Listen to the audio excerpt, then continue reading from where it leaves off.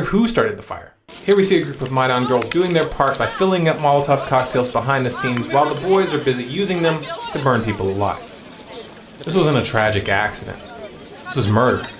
One of the official YouTube channels for the Maidan, Euromaidan PR, uploaded this video right after the blaze where they do a walkthrough of the building examining the corpses. They entitled it "Russian Terrorists Burned Alive in the Trade Union Building Fire in Odessa, Ukraine, May 2nd, 2014. They were proud of what they did, and they weren't the only ones. Following is a screenshot I took from a public post on Facebook made by the Ukrainian nationalist Irina Faryon, who publicly commended the murderers. All over the internet, self-proclaimed fascists were hailing this as a victory for the extreme right. A victory over who? There were no Russian citizens among the dead. They were all Ukrainians. I'm not going to show you the video that they uploaded. It's far too graphic. Again, you'll find a link in the description to watch it if you're so inclined. As horrific as the video is, it's a bit deceptive because it doesn't show the pregnant woman who was killed upstairs. Her body wasn't burned at all. She appeared to have been strangled to death. What's even more disturbing is that there was video taken from the ground which captured the audio of her screaming in her final moments. After the screaming stopped, Maidan activists presented themselves at the window, gleefully waving the Ukrainian flag. During all of this, the police were standing by and did nothing. There was no investigation. In fact, the provisional government in Kiev has blamed the anti-Kiev protesters for the fire and arrested the survivors. Apparently, these people burned themselves to death and strangled their own people. Right. Does this all seem out of place with the narrative you've been handed for months by the media and the politicians? You believed them when they told you that the accusations that the Maidan was run by neo-Nazis were just baseless conspiracy theories. Even though the BBC was reporting on their rise back in 2012. In that first report, they specifically placed attention on a group called Svoboda, led by a man named Oli Tyanibok.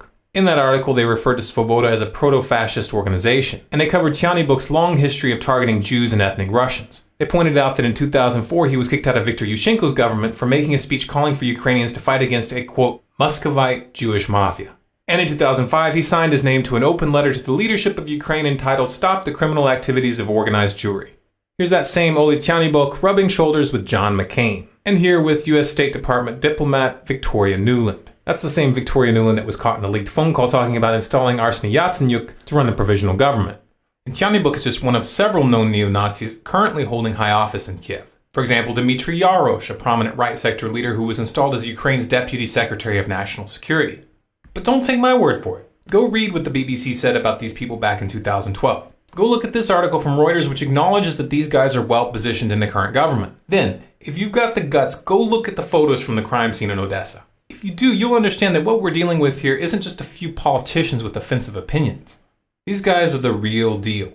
These are neo-Nazi fascists who are willing to murder anyone who gets in their way. The US and the EU are backing them, and the corporate media is covering up their crimes. But why would these guys resort to the kind of brutality we saw in Odessa? It wasn't very smart.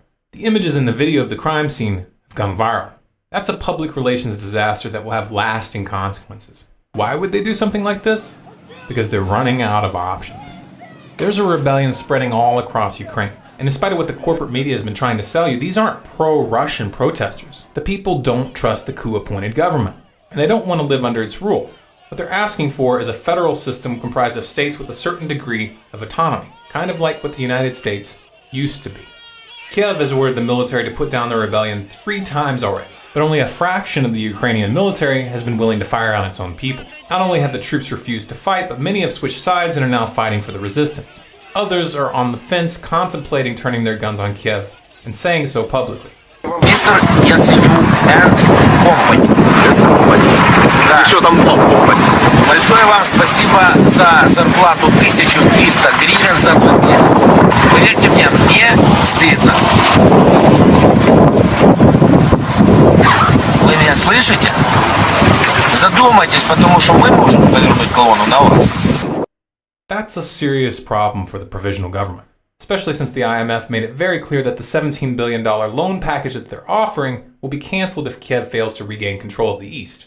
It's worth noting that Kiev began the third military offensive right after the IMF made that threat, and right after the massacre in Odessa, the IMF made the first $3.2 billion payment towards that $17 billion. Guess they earned it. The grand irony here is that these so-called nationalists are apparently too stupid to realize that their leadership has just sold them out. You say you want a Ukraine for Ukrainians, but Kiev just brought in the IMF vultures. The IMF. This is the world's most notorious predatory lender. The Western globalists own you guys now. Debt is a far more insidious method of subjugation than military occupation. At least with an army, you can recognize the enemy and you can fight them. But when that enemy hides behind banks, they destroy a nation from the inside out. They use your own strength against you. Rather than fighting back, you'll end up groveling at their feet for table scraps. The West doesn't care about Ukraine. They're certainly not concerned about the welfare of their people. Ukraine is just a pawn. It's just a pivot point on the board. The real target is Russia. At this point, they're not even hiding it.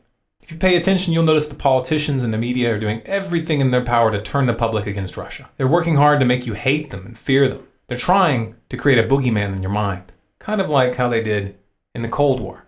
Little details like the facts aren't an obstacle anymore. They're just making stuff up at this point, claiming to have evidence of Russian troops in eastern Ukraine, but never correcting themselves after the evidence was debunked. Claiming that the rebels in the east were ordering Jews to register and pay a special tax, never correcting themselves after a Jewish organization with connections to the region came forward to debunk the claim. And of course, predictably, they blamed the violence in Odessa on the Russians too. And they're not going to correct themselves. You've heard the saying, history is written by the winners. That's not poetic. That's a literal truth. Don't let these people win. If you want more content like this, subscribe to Storm Clouds Gathering on YouTube. We also put out regular articles on scgnews.com. You can sign up for email notifications on SCG News, and you can follow Storm Clouds Gathering and SCG News on Facebook, Twitter, and Google+.